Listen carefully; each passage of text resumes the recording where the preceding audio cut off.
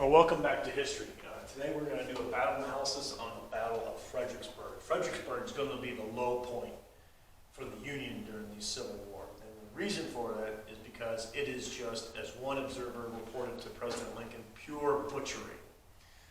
And it's important to discuss this battle because you need to understand how just down and out the Union was at this point in December of 1862 after this battle. The battle was fought on 11th and 15th of December of 1862. General McClellan is in charge of the Army of the Potomac, and in early November he is relieved. President Lincoln has had enough of his overcautiousness and also his political ambitions. McClellan had made it known that he was going to run against President Lincoln in the future presidential election. So clearly there's conflict there between President Lincoln and George McClellan, not just professionally but also personally. So who takes command of the army at this point? It's a guy named General Ambrose Burnside. You ever heard of Side Burns? Well, he had him. And so it's kind of a play on words. When you think of Sideburns, it's General Burnside that you think about. General Burnside actually has a brilliant plan. And his plan is to high diddle straight up the middle, drive straight down Washington, D.C., cross what is known as the Rappahannock River using pontoon bridges. What's a pontoon bridge? A pontoon bridge is a self-made bridge that you travel on a wagon, and then that wagon itself has pieces to other wagons, and it makes itself a bridge. The wagon, you take the wagon, which looks like a boat, and you simply put it into the river and you put wood on top of it. And these wagons are mostly like tiny little boats. That's what wagons were. It's actually a brilliant thing to do. This is known as the first amphibious assault in modern day history. It's also going to be known as the first urban fighting in military history. So this battle is not just important for discussion of how low the Union was after this battle, but also discussion of a number of firsts in battle analysis. This is the first urban conflict because they are going to attack the town of Fredericksburg, which is in Virginia. So let's do a quick analysis. We have the Rappahannock River here. It's a mighty swollen river. About November, the fall rains are really hitting it, so you can't just wade across it. You've got to cross it heavily. The town of Fredericksburg is here. It's a beautiful town at this time in Virginia. And on the southern side, because there's a north-seeking arrow, north is going this way, and the south is going this way, so we call this the southern side of the river. Overlooking the town of Fredericksburg is a series of mountains known as Mary's Heights here, and another series of hills and mountains here. Eventually, Robert E. Lee's Army of Northern Virginia is going to cover and be entrenched there. On the other hand, there's another series of mountains that overlooks all this terrain as well. And that's where General Burnside's Army of the Potomac, that's what they call the Union Army in the East, is going to cross. Now, Burnside has over 125,000 troops, mostly 115 troops available for this exercise. The rest are in a support or reserve force. On the other hand, Lee is going to have about 78,000 troops. So again, although he's undermanned, he's in a strong defensive position. Well, how come you would attack him like this? Well, first of all, Burnside's plan. General Burnside has a brilliant plan. He's going to outsmart Lee. He's going to go straight for the capital of Richmond. He really doesn't want to fight Lee a lot. He wants to surprise Lee and then attrit his force if he needs to, but he wants to destroy the capital of Richmond. Capture the flag, if you will. Never play that game. That's basically his strategic objective. And he almost does it too. Burnside, initially, when he takes command, he doesn't want it. He says, you know what, I'm not capable of taking over an army in Lincoln, and everyone says, you better take it. And if you don't take it, we're going to give it to somebody else. And Burnside thinks about it, and he goes, well, that guy that you're going to think of, who later takes it, which is a guy named Fighting Joe Hooker, Hooker's going to take command after Burnside, but initially, they say, hey, we're going to give it to you, but if you don't take it, and you should, we're going to give it to General Hooker. And Burnside's like, man, Hooker's not a really good general, so he thinks it's his duty to take command. But he really doesn't want to. but he does take it. He devises a brilliant plan. He's going to keep a series of strong feints up here, and he's going to fake out Lee. He actually fakes out Lee thinking he's way up on the other side, up northwest, and he quickly moves his forces down. Now, the plan starts about November 7th and November 15th, and General Lee gets wind of it, but he really doesn't know where Burnside's going to cross. He thinks he's going to cross the river, but he really doesn't know. So around November 7th through the 15th, he places Jackson in Longstreet. He has to separate him because he's not sure where Burnside's going to go. Burnside's only issue that he submits to General Halleck, who runs the entire army, and President Lincoln is this: hey, I need you guys to build pontoon boats. That's the support that I need. And of course, General Halleck, Chief of Staff of the entire force of the War Department, says, yeah, we can get it done. But it doesn't get done. Not on time. What happens is Burnside moves his forces down. He's told that his pontoon boats are going to arrive. His chief engineers are saying, yes, looks like they're going to be completed. The problem is, yeah, his pontoon boats get completed on time, but these wagons that are just going to be connected against each other into the river, wagon upon wagon upon wagon, there's no horses. They need 275 horses just to move these pontoon boats. But Burnside doesn't know that. All he knows is that his plan is working. And he is so confident that he issues all his about 115,000 soldiers 12 days rations at this point, because it's cold, yes, in December, but they're going to move quickly. He overloads them with rations. He says, we're going to make it to Richmond. So he's ready. He's very confident in his plan. Little does he know that his pontoon boats are going to arrive a few days late. So rapidly, Burnside moves his forces. Does a good job moving it. A brilliant move. And he's got 3 corps. Not corps, but super or tiny armies, if you will. One is under General Sumner, and he contains the 2nd and the 6th Corps under Wilcox and Couch. The other one is General Hooker, who's going to be the center guy. He's going to be the center guy in part of this plan. So Sumner will be on the Federal right, Confederate left. Hooker's going to come through with 3 Corps and 5th Corps under Stoneman and Butterfield. I mean, this is a who-who of generals and also personalities. And then Franklin. General Franklin is going to be the main effort initially. And he's got the 1st Corps under General Reynolds, a brilliant general, and also 6th Corps under General Smith. I'm sorry, this is the 5th Corps under Wilcox. So he's in good shape. These armies are looking really good. And there's guys like General Sturgis. If you ever hear of the biker place down in South Dakota, Sturgis is an event where a bunch of motorcycle enthusiasts show up in a small town. Well, Sturgis is named after General Sturgis, who's in this mix. You've got Admiral Doubleday, who was initially credited with inventing baseball, which of course is in dispute. But General Doubleday is in this fight. A ton of guys. Oliver O. Howard, another general. If you know Oliver O. Howard, he founded all the traditionally black colleges. He's the guy who did that. And General Howard is in here. He later chases Chief Joseph in the Nez Perce, in that brilliant trek to the Nez Perce State. So a lot of history is moving on the Union side here. But the problem is, as they place their artillery, which is about 174 guns up top with another 75 moving in, kind of in reserve, they place their guns dominating this area.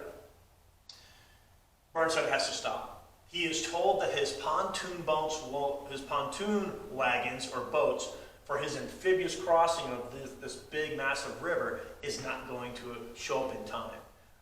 What does that do? Now let's go to the Confederate side, because that's their critical piece. General Lee does not know.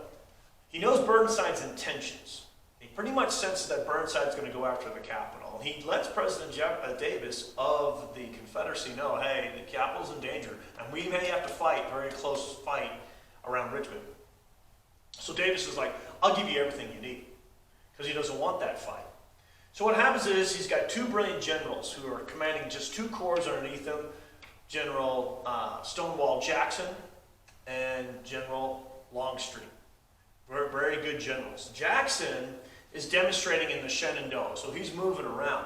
Longstreet actually takes a few thousand soldiers and initially places them here. When Burnside shows up, there's only a few thousand guys here with a few hundred soldiers in the town. But because now Burnside has to wait, that buys time for Lee to reinforce and send Longstreet's corps down, as well as Jackson to move out of the Shenandoah and through forced marches get up to Fredericksburg. Now Lee knows Fredericksburg. He knows Fredericksburg because that's where he and his wife were married and spent their honeymoon. It's a beautiful town. It's a beautiful place. So for him, when he sees the destruction that occurs around it, he's outraged. He gets sort of angry at the Union forces that caused destruction there. There's some looting later on that goes on. He gets really fired up. Now look at this. Look at this. He starts arraying his forces, and they start digging in. And what they do is they dig in. Longstreet's corps is dug in on the north, and then Jackson on the south. You can barely see this, but down here is Jeb Stuart, the great cavalry commander. He's going to demonstrate and kind of guard this side here to make sure the Union forces don't come in. Well, finally the pontoon boats show up. But remember, let's go back to Sumo Moses. One of the big S's in Sumo Moses is surprise. I'm going to tell you, Burnside has complete surprise. But once that army moves and there's no pontoon boats and they don't show up for days, that allows Lee to now mass his forces in a deep entrenchment. So surprise goes out the window. The opportunity is lost. Burnside is now, his intentions are known as where he's going to launch his amphibious assault. And now Lee has maneuvered along the heights. He has, it's like checkmate if you're playing chess. Look at all these forces, and he's got them arrayed and dug in, and they're on strong positions overlooking the bridges. I mean, this is so. On the one hand, remember, when you go to your questions, General Burnside achieved initially operational and tactical surprise. But because his engineers could not get his pontoon wagons for his amphibious assault, it takes days, and that buys time for Lee to maneuver his forces into very, very strong defensive positions. Many of the combatants are actually surprised when he actually launches his attack. They're quite surprised that he's going to do this because he's lost surprise. Now, Burnside is upset by this, but there's tremendous pressure from President Lincoln and others for them to have a non-cautious commander. Burnside, if you read what he thought about this battle report, he knew he lost surprise, but he was still going to try to give it a shot. So on the 11th of December, when they finally got their pontoon wagons, they start building them. The engineers are starting to lay them across. And in these 3 points across the Rappahannock, and they basically bring the pontoons in, and the guys maneuver them in the water. The water's super cold. The engineers are trying to build these in. It's actually real clever what they're doing. But then what General Lee does is he leaves a Mississippi brigade under General Barksdale in the town. Their job is to snipe and provide fires to disrupt the crossing of the pontoon bridges. And specifically what happens, for the first time in military history, they're doing an amphibious crossing. And of course here, they're in the town, and they're hidden behind buildings and everything, and they're just sniping away, and they're just knocking and killing the Union engineers attempting to cross the bridge. A number of volunteers in the Union force comes up, and they tell General Burnside, we volunteer to cross over and fight them. And Burnside says, I don't know, that's a good idea. You guys are going to get mauled. But a bunch volunteer, and the final plan gets approved, and they cross over, and they start moving. And they start pushing out Barksdale's Mississippians. This is an urban fight, a heavy-duty urban fight. Number of casualties, and finally, these pontoons are being crossed. Now, the chief main effort, like I told you initially, was General Franklin's corps, his grand mini-army, if you will, underneath this gigantic army of the Potomac. He lets Reynolds and Smith cross over. They get in, and their first battle array is down here in the south. They want to kind of turn this flank. They think this is the best option. Knowing that, Jackson starts deploying his forces, and long story short on here it is, when they make gains here, but they get mauled heavily down south on the 11th. So as bridge crossings are occurring, Franklin, when he deploys his forces during this period, 11th through the 13th, he doesn't really go into the idea of strong mass. He completes one division at a time. In other words, a few thousand soldiers at a time. So what he doesn't do, so while the Emmon maneuver, Longstreet and Jackson are deployed along these heights, mass is not achieved.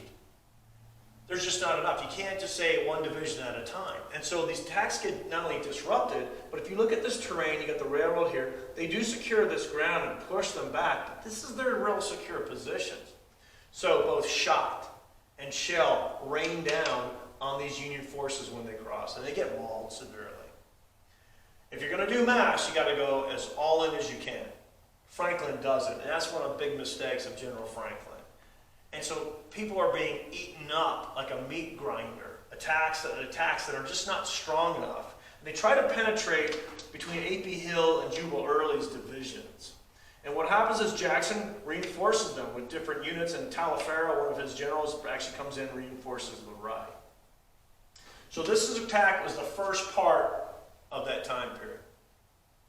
Now, as this is going on, there's a breakthrough around December 13th, where General Meade, who becomes the future commander at Gettysburg for the Union forces, he's a corps commander, division commander. Meade goes through, and he actually achieves a breakthrough. But he's not strong enough. Again, mass is not there. Their attrition, the casualties, the heavy casualties taken, and that breakthrough is stunted by the Confederates underneath Jackson. And one of the things that happens is now they start also talking about the North. As this is going on, this fight is going on, there's also a fight in the North, and this is a true meat grinder. Again, Sumner's Corps, along later on with Hooker's, Sumner's Army, the right Grand Division, if you will, and this is Hooker's, the center Grand Division. As they come through, they turn in and face Longstreet's Corps. Longstreet is heavily entrenched. He's got a military road. Lee is about in the center here observing the battle. He is just, most Confederates are just amazed that these guys are going to march in disciplined formation against them with thousands of riflemen, with cannon everywhere, reinforcing these heights, just looking down. I mean, it's the perfect position, defensive position. So these forces are headed into what's called a meat grinder. The first corps, or one of the corps that really gets mauled, is General Hancock's corps underneath the second. Hancock's corps consists of units like the 20th Maine, which will play a critical role in the Battle of Gettysburg. And these forces, which some of these brigades and regiments start off with 800 folks, after this battle down to 200 people. It's just a meat grinder. And they march up the hill. They don't have the artillery support they need because they're too far away.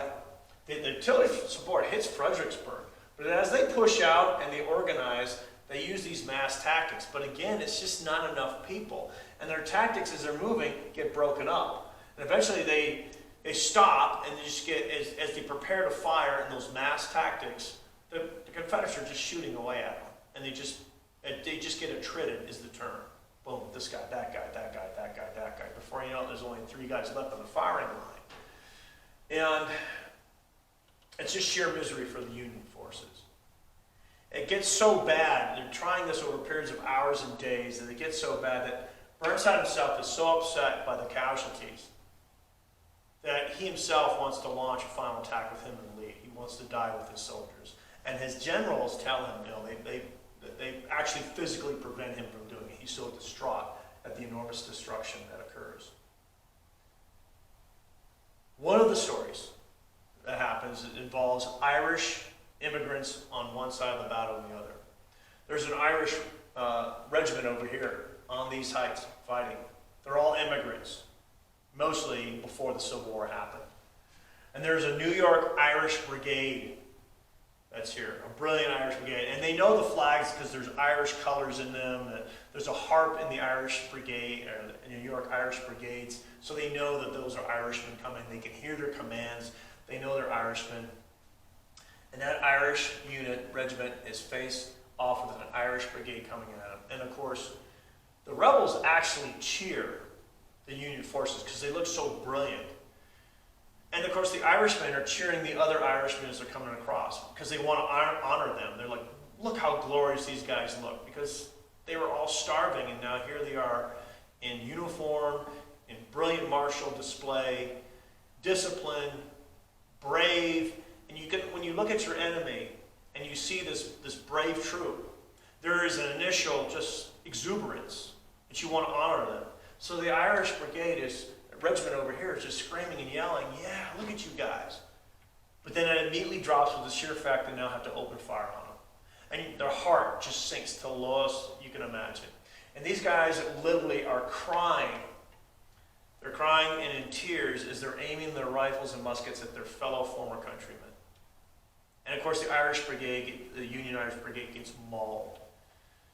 And the tears, and there is a mournful cry that at first the units didn't understand what was going on. They heard the cheers, they didn't understand it, what the Irish regiment's doing, then they hear the tears and the crying as they're firing.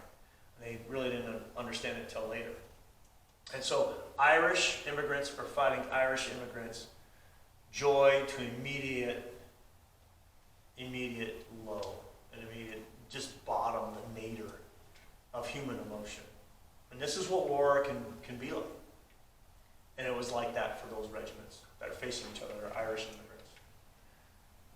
The attack is not successful at all. It's such a one-sided disaster. Casualties for Lee are around 5,000. We know that about 13,000 were killed for the Union side. So 1862 ends with an incredibly bad, lopsided battle. Now, Burnside's going to hang on for a couple more months. He tries to launch another campaign along the river up north to try to figure out a place to go. It's known as the Burnside's Mud Campaign. Morale is completely shot in the Army of the Potomac. Matter of fact, the Confederates taunt them by actually making signs along the riverbank saying, come this way if you want to go to Richmond. In other words, we're waiting for you. And there's yells and screams across the river taunting the Union soldiers. And the Union soldiers, the Army of the Potomac, is in an incredible low. That is the Battle of Fredericksburg. And it's going to be a number of firsts. First amphibious crossing. First urban fight. But it's also going to be a mighty, mighty, mighty blow to the Union forces. And it's going to make them, including President Lincoln, question whether they should be in this war or not. See you in the high ground.